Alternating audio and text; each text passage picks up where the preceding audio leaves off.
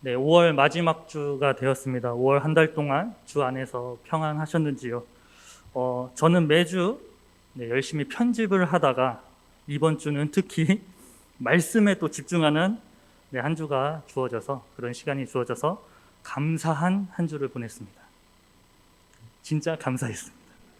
네, 편집할 때는 정말 편집이 하기 싫다라는 생각이 들다가 이번 주에 너무 편집이 하고 싶어서 그런 저를 보면서 사람이 이렇게 간사할 수 있구나 다시 한번 깨달았습니다.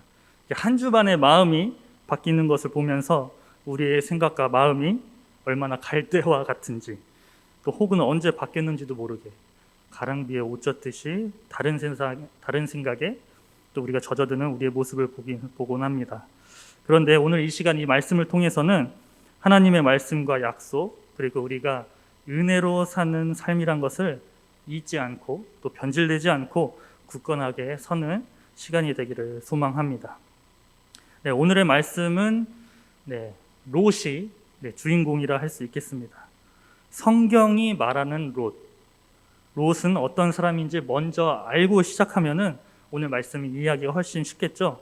다 같이 베드로후서 말씀 한번 보겠습니다. 베드로후서 2장 6절에서 8절 말씀인데요. 제가 세 번역 말씀으로 준비했습니다. 함께 읽어보도록 하겠습니다. 시작. 그리고 소돔과 고모라 두 성을 잿더미로 만들어 멸망시키셔서 후세에 경건하지 않은 자들에게 본보기로 삼으셨습니다.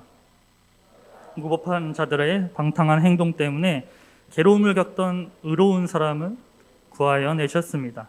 그 의인은 그들 가운데서 살면서 보고 듣고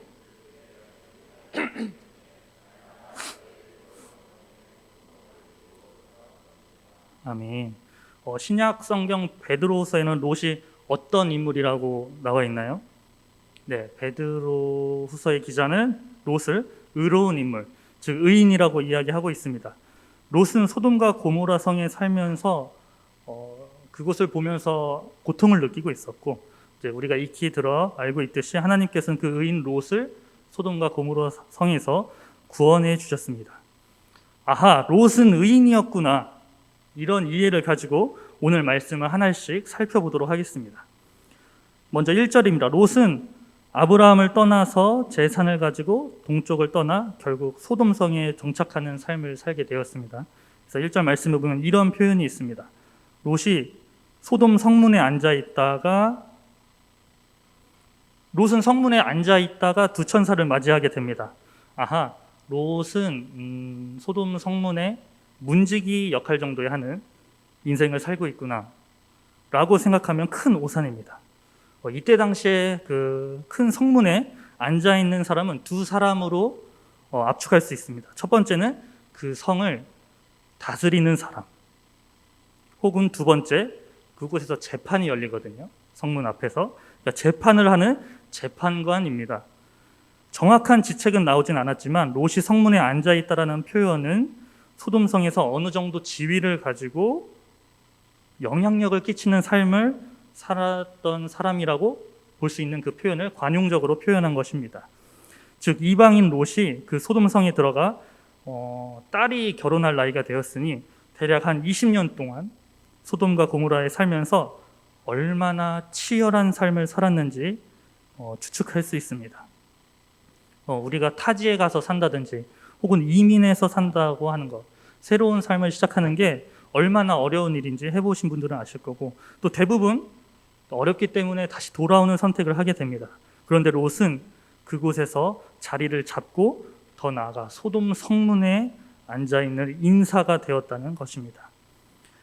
두 천사가 소돔을 방문했습니다. 성문에 있던 롯이 가장 먼저 알아보고 두 천사에게 엎드려 절을 합니다. 그리고 이야기하죠. 종이 집에 오셔서 하룻밤을 묵으소서. 그런데 천사는 사실 이곳에 관광을 하러 온 목적이 아니었습니다. 소돔의 죄악을 보고 그 참삭을 확인하고 그다음에 심판을 내리려고 온 것이었죠. 그렇기에 천사는 가지 않고 거리에서 밤을 새겠다라고 이야기합니다. 근데 롯은 손사래를 치면서 안 됩니다. 얼른 우리 집으로 가셔야 됩니다 하고 간절한 요청에 두 천사는 롯의 집으로 가게 됩니다. 해가 지고 얼마 있지 않아 천사들은 굳이 확인할 필요 없이 소돔과 고모라의 실태가 드러납니다. 4절에서 5절까지의 말씀을 함께 읽어보겠습니다. 시작. 그들이 눕기 전에 그 성사람 곧 소돔 백성들이 롯을 막론하고 원근에서 다 모여 그 집을 에워싸고 롯을 부르고 그에게 밤에 내게 온 사람들이 어디 있느냐 이끌어내라 우리가 그들을 상관하리라. 자, 말씀에서 보면 소돔 사람들이 몰려와서 롯의 집에 들어간 두 천사를 찾고 있습니다. 정욕에 눈이 먼 사람들이 나이를 막론하고 거리를 따지지 않고 찾아왔습니다. 그 욕정이 얼마나 강했는지 멀어도 상관이 없었습니다. 몰려들어서 문을 부술 듯이 난동을 피우고 난리가 났습니다. 이 본문의 설교를 한 번이라도 들어보신 분들은 알고 계실 거예요. 우리가 그들을 상관하리라. 이 상관하리라는 히브리 원어는 알다라는 뜻이고 깊은 의미로는 성관계하다라는 뜻이 있습니다. 그러니 생판 모르는 사람들이 지금 성 안에 들어와서 롯의 집에 들어갔는데 그 집에 들어간 두 사람을 꺼내어 그들을 성폭행하겠다는 심산으로 이렇게 집 앞에 몰려와서 저런 짓을 하고 있는 것입니다. 요즘 시대가 많이 타락했다 했지만 이 부분은 진짜 심하다라는 생각이 들었습니다. 롯은 어쩌면 이 소돔의 상황을 익히 알고 있었기 때문에 거리에서 밤을 보내겠다고 이야기한 천사들을 기어코 자신의 집으로 들여온 것일 거라고 생각이 들었습니다. 롯은 용기 내어 나가 이야기합니다. 형제들아! 의 표현에서도 이상한 점이 들었습니다. 성폭행하겠다고 온 친구들을 우리 형제라고 표현하고 있는 롯입니다. 형제들아, 이런 악을 행하지 말라. 여기까지는 괜찮았는데 이 다음이 충격적입니다. 나에게 결혼 안 한 두 딸이 있는데 그 두 딸을 줄 테니 니들이 알아서 하고 내 집에 들어온 사람은 건드리지 말아라.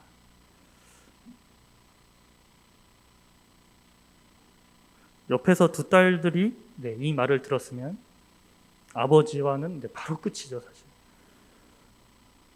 다른 건 몰라도 아내가 이 부분에서 가장 화를 심하게 냈던 것 같습니다.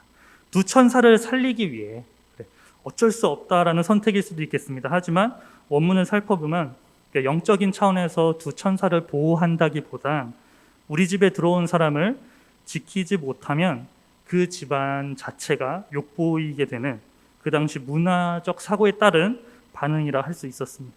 즉, 내 가문을 지키고자 딸을 팔고 있는 상황인 것입니다. 이런 악을 행하지 말라 하며 악을 행하는 상황. 소돔의 방식은 옳지 않아 라고 이야기하면서 소돔의 방식을 따르고 있는 상황인 것입니다. 다행히 두 딸이 끌려나가기 전에 두 천사가 이 일을 한 번에 제압합니다. 11절 말씀인데요. 제가 읽겠습니다. 문 밖에 무리를 대소를 막론하고 그 눈을 어둡게 하니 그들이 문을 찾느라고 헤매었더라. 지금 두 눈이 보이지 않는 상황인데 그 와중에 문을 찾겠다고 손을 지금 더듬거리면서 찾고 있는 것이 이 소돔이 말하는 죄악의 끝을 보여주는 장면이라 할 수 있겠습니다.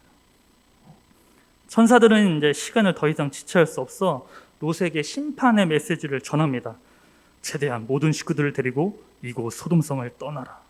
곧 심판이 임할 테니 얼른 떠나라. 롯은 이 이야기를 듣고 가족들에게 이야기합니다. 먼저 밖에 살고 있던 사이들에게 알리죠. 그런데 그 반응은 처참했습니다. 제가 세 번역 말씀으로 읽어드리겠습니다. 롯이 나가서 자기 딸들과 약혼한 사익감들에게 이 사실을 알렸다. 롯이 그들에게 말하였다. 서두르게 이 성을 빠져나가야 하네. 주님께서 이 성을 곧 멸하실 걸세. 그러나 그의 사익감들은 그가 농담을 한다고 생각하였다. 저는 이 말씀을 보며 이 결혼 반대일세 라는 생각이 먼저 들었는데요. 또 순간 드는 생각은 장인 어른인 롯이 어떻게 살았길래 예비 사이들에게 저런 대우를 받을까라는 생각도 하게 되었습니다. 그 다음 15절은 이렇게 시작합니다. 동틀 때에, 즉 밤이 지났습니다. 그 사이에 뭘 했는지 모르겠지만 몇 시간이 흘렀습니다. 지금 심판이 임한다는 말을 듣고도 떠나지 않는 천사가 답답해서 롯을 재촉합니다. 서두르시오. 여기에 있는 부인과 두 딸을 데리고 여기를 떠나시오. 꾸물거리고 있다가는 이 성이 벌을 받을 때 함께 죽고 말 것이오. 성도님들이 보시기에는 어떠신가요? 제가 볼 때는 급해야 할 사람은 안 급하고 지금 안 급해야 할 사람이 급한 상황. 이렇게 다급하게 이야기하는데도 16절 말씀인데 그러나 롯이 지체하매. 도대체 뭐가 그렇게 걸렸기에 라면서도 걸릴 게 너무 많죠. 롯의 재산, 아브라함으로부터 나올 때부터 많았던 그 재산, 근데 지금은 얼마나 많아졌겠습니까? 지금까지 이뤄놓은 지위, 성문에 앉아있던 그 자리에서 내려와야 합니다. 아니면 뭐 결혼할 사람을 두고 어떻게 떠나냐 이제 울고불고 하는 두 딸이 있을 수도 있겠죠. 두 천사는 참다 못해 롯의 손과 그의 아내의 손과 두 딸의 손을 잡아 인도하여 성 밖으로 이끌어냅니다. 그리고 그 말씀은 이렇게 증언하죠. 여호와께서 그에게 자비를 더하심이었더라. 이쯤에서 한번 짚고 넘어가겠습니다. 우리는 의인 롯을 보고 계십니다. 우리는 롯이 의인이라는 것을 절대 놓치면 안 됩니다. 다시 가겠습니다. 두 천사는 롯과 가족들을 이끌어낸 다음 생명을 보존하는 방법을 알려줍니다. 들에 머물지 말고 산으로 도망하라. 돌아보지 말고 계속 가라. 그런데 롯은 그 와중에 이렇게 이야기합니다. 18절 20절 말씀을 우리 함께 한번 읽어보도록 하겠습니다. 준비 시작. 롯이 그들에게 이르되 내 주여 그리 마옵소서. 주께 은혜를 입었고 주께서 큰 인자를 내게 베푸사 내 생명을 구원하시오나 내가 도망하여 산에까지 갈 수 없나이다. 두렵건대 재앙을 만나 죽을까 하나이다. 보소서 저 성읍은 도망하기에 가깝고 작기도 하오니 나를 그곳으로 도망하게 하소서. 이는 작은 성읍이 아니니까. 여기서 작은 성읍은 소아를 가리킵니다. 롯은 지금 두려움에 사로잡혀서 생명을 보존하는 길을 또 가지 못하고 다른 길을 말해달라고 이야기합니다. 생명을 보존하는 하나님의 말씀 말고 다른 길의 선택은 죽음뿐인데 그것을 선택하죠. 두 천사는 그 소알로 도망가겠다고 하는 롯의 선택을 또 존중해 줍니다. 말도 지지리도 안 듣는 롯의 말을 들어주는 것 보면 천사들의 인내심도 대단하다 싶었습니다. 롯이 소알에 도착한 후 심판이 드디어 시작됩니다. 24에서 26절을 제가 읽겠습니다. 여호와께서 하늘 곳 여호와께로부터 유황과 불을 소돔과 고모라에 비같이 내리라. 그 성들과 온 성들과 성에 거주하는 모든 백성과 땅에 난 것들을 다 엎어 멸하셨더라. 그러나 롯의 아내는 뒤를 돌아보았으므로 소금 기둥이 되었더라. 아내는 결국 후회와 미련으로 소돔을 돌아보아 소금 기둥이 되어 죽었지만 의인 롯은 살았습니다. 그 이후 말씀에도 쭉 의인 롯은 소알성에서 적응하지 못하고 하나님의 말씀이 아닌 두려움이 이끄는 산으로 도망합니다. 성도님들께 질문 하나를 드리고 싶습니다. 오늘 의인 롯을 보면서 마음이 편하십니까? 구체적으로 질문을 드릴까요? 의인 롯이 이렇게 살아도 괜찮은 건가요? 처음에 이 말씀을 묵상하면서 여러 생각이 들었습니다. 소돔과 고모라, 진짜 지금 우리가 사는 세상과 별 차이가 없구나. 이 사회가 문제구나. 아니지, 심판의 메시지를 전하고도, 복음의 메시지를 전하고도 이 세상은 농담처럼 여기지. 한국교회가 문제구나. 그런데 묵상을 하면 할수록 불편하고 너무 불편한데 급기야 이제 안쓰럽고 안타까운 생각이 들기 시작했습니다. 왜냐하면 하나님을 믿는 구원받은 백성으로 살아가는 제 자신의 모습이 롯의 모습을 통해 보이기 시작했습니다. 제가 요즘 진짜 열심히 살고 있습니다. 최선을 다해 살고 있습니다. 더 높은 자리를 위해 혹은 더 나은 삶을 위해 몸부림치며 살아갑니다. 그러다가 심판의 메시지가 들리는데 심판의 메시지보단 먼저 눈에 들어오는 게 너무 많습니다. 얼마 살지도 않았는데 벌써 손에 쥐고 있는 것들이 점점 많아집니다. 두고 떠날 수가 없습니다. 제약된 세상을 바라보며 고치고 싶은 마음이 넘쳐나는데 그 고치는 방법들을 보면 하나님의 방법이 아니라 결국 이 세상의 방법, 죄악의 방법으로 돌려막기를 하고 있는 저를 발견하게 되었습니다. 그러면서 이번 주 말씀을 준비하면서 진짜 너무 두려웠던 건 나도 롯처럼 이 단에서 전하는 말씀이 우리 성도님들에게 농담으로 들리면 어쩌지? 라는 생각이 들었습니다. 내가 롯인데 심판의 메시지를 전해야 하는 나를 돌아봐도 하나님 앞에서 의인으로 살고 있지 못한데 누군가가 의인입니까? 라고 물어보면 머뭇거리는 저인데 이 말씀을 전해야 하는 자리가 너무나도 부담스러웠습니다. 성도님들은 어떠신가요? 롯처럼 지금 진짜 열심히 살고 계시지 않습니까? 우리는 이 세상에 잠깐 살다가 가는 나그네인데 이방 땅에서 성문에 앉기 위해 정말 열심히 살고 계시지 않습니까? 이 땅의 죄악된 모습을 보며 안타까워만 하고 계시진 않습니까? 나는 그렇게 살지 말아야지 수도 없이 반복하며 결단해도 그렇게 사는 자신을 보게 되지 않으십니까? 내가 일구어 놓은 것들로 내 덫을 만들고 있고 하나님의 말씀보다 지금의 내가 있게 만든 인간관계와 그리고 순간적으로 튀어오르는 감정들을 중요시하며 또 그렇게 돌아보지 말라 이야기해도 돌아보며 묵상하며 헤어나오지 못하게 하는 우리의 상처들. 오늘 소돔과 고모라가 이야기하는 총체적 난국이 우리를 돌아보게 합니다. 그런데요, 우리는 그 어떤 행동으로도 우리는 의인이 될 수 없습니다. 이 문장은 어떤 신학적 입장을 표명하는 것도 아니고 학문적 입장을 이야기하는 것도 아닙니다. 제 삶을 돌아보니 그렇기 때문입니다. 그렇기에 이 말씀, 오늘 주시는 말씀 중에 이 말씀, 주님의 음성으로 듣고 우리 자신을 되돌아보기를 소망합니다. 16절 말씀입니다. 이 시간 함께 읽어보도록 하겠습니다. 시작. 롯이 지체함에 그 사람들이 롯의 손과 그 아내의 손과 두 딸의 손을 잡아 인도하여 성 밖에 두니 여호와께서 그에게 자비를 더하심이었더라. 우리는 그렇습니다. 이 말씀을 전하는 저도 듣는 여러분도 하나님께서 손을 잡아 인도하셨습니다. 인도하셨기에 지금 이 자리에 앉아 계시지 않습니까?